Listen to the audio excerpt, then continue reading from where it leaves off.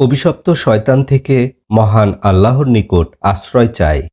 সকল প্রশংসা সমগ্র বিশ্বের প্রতিপালক মহান আল্লাহর জন্য।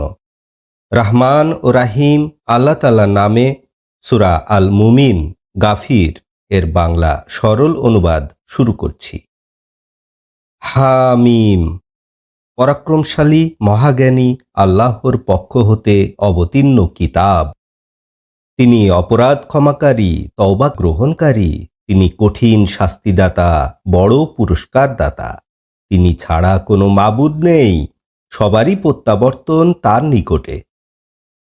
যারা অবিশ্বাস করে তারা ব্যতীত আল্লাহর আয়াত সম্পর্কে কেউ তর্কে লিপ্ত হয় না।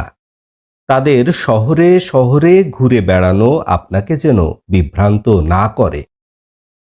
এদের পূর্বে নূহ এর সম্প্রদায় এবং পরে অন্যান্য দল নবীদেরকে অস্বীকার করেছিল।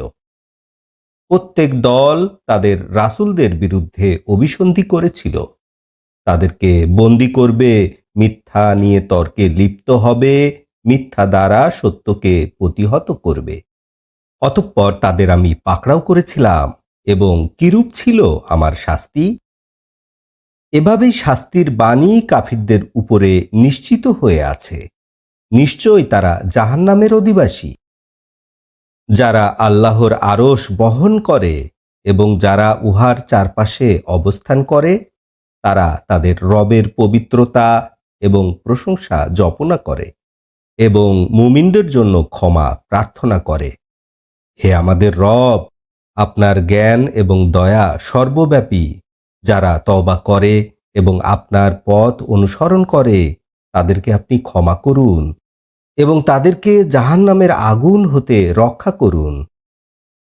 হে আমাদের রব, আপনি তাদেরকে চিরস্থায়ী জান্নাতে প্রবেশ করান, যার প্রতিশ্রুতি আপনি তাদেরকে দিয়েছেন, এবং তাদের পিতা মাতা, স্ত্রীগণ এবং সন্তানগণ হতে যারা ভালো কাজ করেছে তাদেরকেও।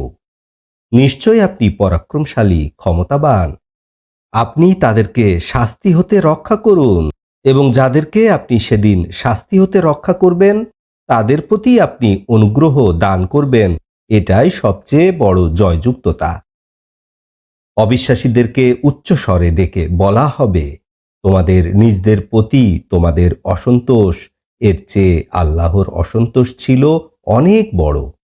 যখন তোমাদেরকে ঈমানের দিকে ডাকা হয়েছিল এবং তোমরা তা অস্বীকার করেছিলে।